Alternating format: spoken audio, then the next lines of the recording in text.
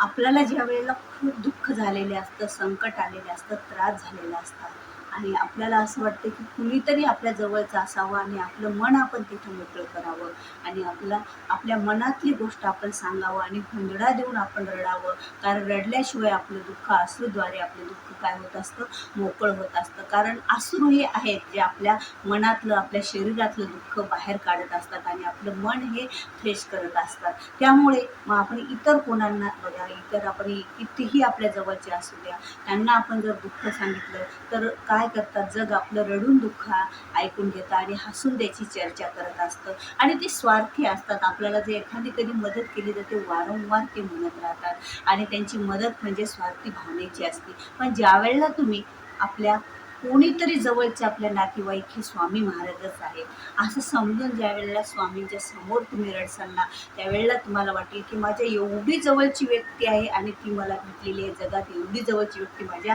दुसरी कोणीच असू शकणार नाही. कारण स्वामी महाराज हे आपलं दुःख खरंच हरण करतात. आपले अश्रू ते पुसतात आणि आपल्या अश्रू आपलं पुसून आपलं मन हे शांत करतात आणि आपल्याला दुःखातून, संकटातून मार्ग दाखवतात, त्रासातून मुक्त करतात. त्यामुळे तुम्ही कुठेही कोणाजवळही आपलं दुःख सांगत बसायचं नाही की स्वामीजवळ आपण जर खरंच आपल्याला रडा वाटलं, आपल्याला रडू येतं, आपलं हृदय आपल्याला मोकळं करावंसं वाटतं, त्यावेळेला आपण फक्त स्वामीजवळ करायचं.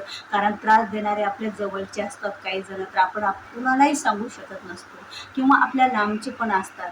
पण आपला त्रास एवढा कुणीही वाटून घेत नाही जेवढे आपले स्वामी वाटून घेतात. जेवढी शक्तीनं, जेवढ्या भक्तीनं, जेवढ्या श्रद्धेनं, जेवढ्या विश्वासाने आपण स्वामींची पूजा, आराधना, सेवा करतो ना, तेवढ्याच विश्वासाने स्वामीजवळ आपल्याला बसून जर आपण रडलो ना, तर या एका एका अश्रूची किंमत स्वामी आपल्याला बरोबर देतात, आपल्या सोबत राहतात. जशी आपण म्हणतो ना, उन्हामध्ये सावली आपल्याला आली ना, त्याप्रमाणे स्वामी महाराज त्याचा आपल्या डोक्यावर हात त्या ब्रह्मांड नायकाचा आपलं कुठलं दुःख, कुठलं संकट आणि कुठलंच त्रास आपल्याला ठेवणार नाही.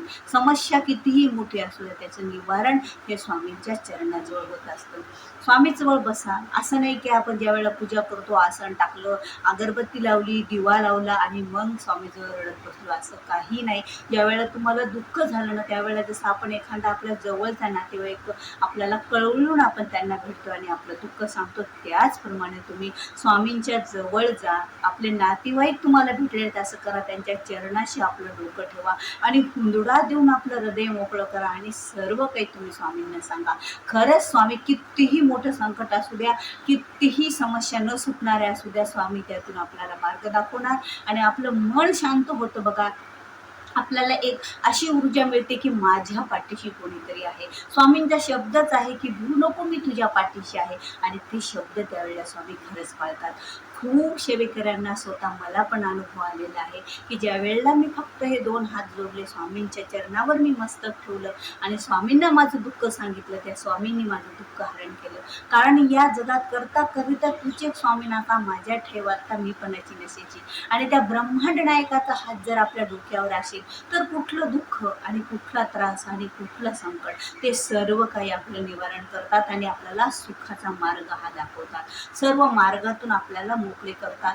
पण खरंच मनातून असं म्हणा की जसं मी माझ्या आईला सर्व काही सांगते आणि माझं आई सर्व काही ऐकून घेते आणि आई जसं आपल्या लेकराचं हित जाणते, आपल्या लेकरावर मायेचा हात फिरवते, त्याचप्रमाणे स्वामी महाराज आपल्या डोक्यावर मायेचा हात फिरवतात, आपले दुःख निवारतात. आईसारखं आपलं सर्व जे काही चुका असतील त्या पण त्या पदरात घेतात, आपल्या चरणाशी त्यांच्या आपल्याला लीन करतात आणि आपल्याला दुःखातून मोकळे करतात. मग इतर या लोकांच्या मागे का आपण पडायचं?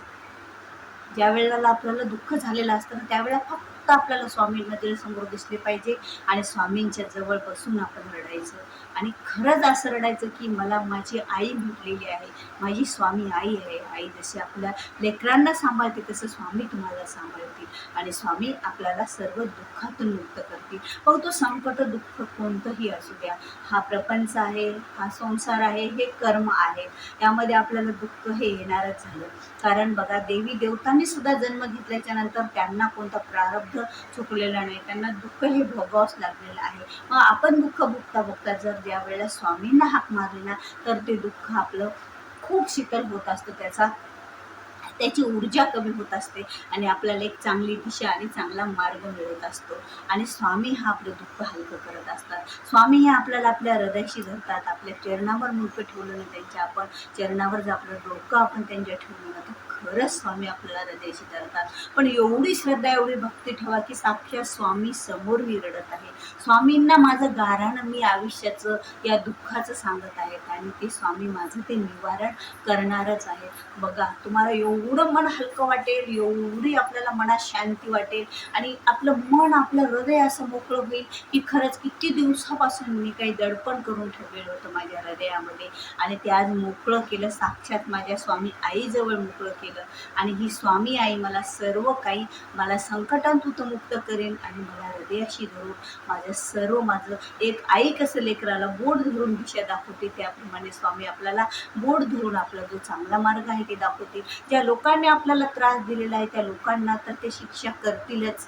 कारण बघा, आपण फक्त स्वामीवर विश्वास ठेवायचा, आपल्या तोंडानं काही बोलायचं नाही, सर्व स्वामीवर सोडून द्यायचं. स्वामी बरोबर बघतात. मग तेवढी श्रद्धा आणि तेवढी भक्ती, तेवढा विश्वास आपल्या स्वामीवर पाहिजे.